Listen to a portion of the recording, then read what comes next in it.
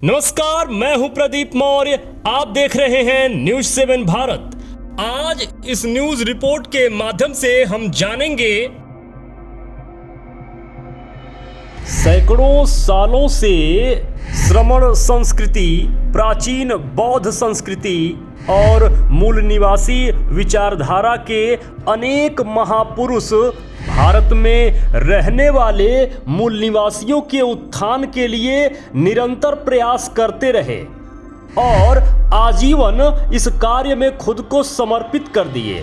फिर भी भारत के वह मूल निवासी पुंडवादियों के जाल से क्यों नहीं छूट पा रहे हैं, इसी बात का विश्लेषण करेंगे। इसे ऐसे समझिए कि मनुवाद के गोद में बैठकर मनुवाद का विरोध कर रहे हैं। दूसरे शब्दों में बड़वाद की गोद में बैठकर बड़वाद का विरोध कर रहे हैं, इसीलिए सफलता नहीं मिल रही है और साल दर साल मूल निवासियों का शोषण उसी प्रकार हो रहा है। बस समय के साथ साथ तरीका बदल जाता है शोषण करने का। वीडियो अंत तक जरूर देखिएगा, जिससे पूरा मामला आप समझ पाएंगे कि असल में भारत के मूल निवासियों का उत्थान संभव क्यों नहीं हो पाया। चलिए जरा बताइए, मनुवादी का विरोध करने वाले कितने लोग मनुवादी नहीं हैं?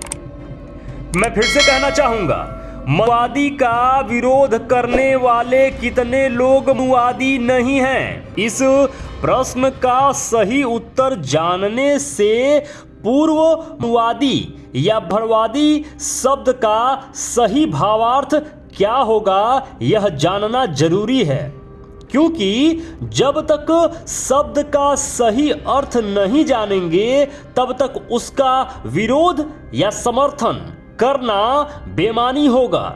तो चलिए, मनुवादी और बड़वादी को समझने हेतु इसका समानांतर शब्द लोहियावादी और मार्क्सवादी को लेकर समझते हैं।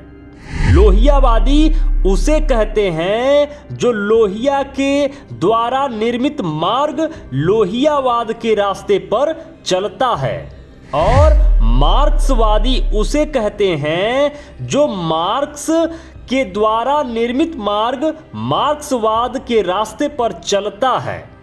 अब तो आप लोग लोहियावाद और लोहियावादी, मार्क्सवाद और मार्क्सवादी के उदाहरण से समझ गए होंगे कि मनुवादी या बड़वादी के तौर पर किसको चिन्हित करना है।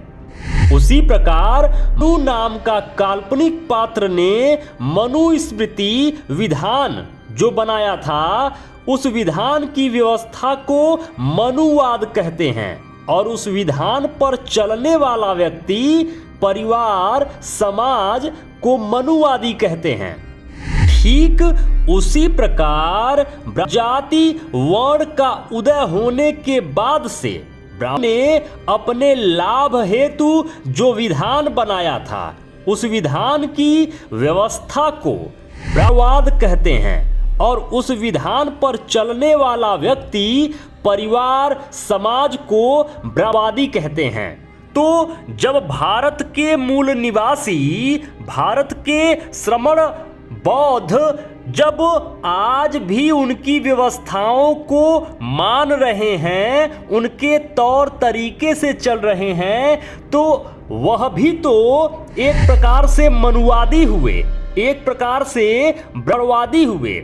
जब आप उनकी गोद में बैठेंगे, हमारे यहाँ एक कहावत चलती है, बैठूं तेरे गोद में उखाड़ूं तेरी दाढ़ी। यह कैसे संभव होगा कि जब आप उनकी ही गोद में बैठे रहेंगे तो उनकी दाढ़ी भी उखाड़ लेंगे?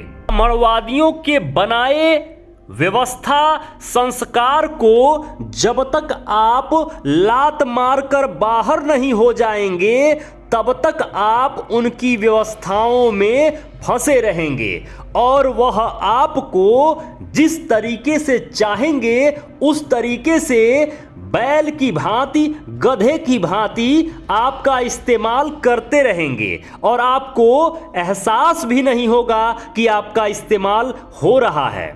आप लोग अपने स्वयं के ऊपर, परिवार के ऊपर, समाज के ऊपर दृष्टि डालकर अवलोकन कर लें कि आपका परिवार और आपका समाज जन्म से लेकर शादी और मृत्यु तक मर्दवाद के मार्ग पर चलकर मर्दवादी है या नहीं है।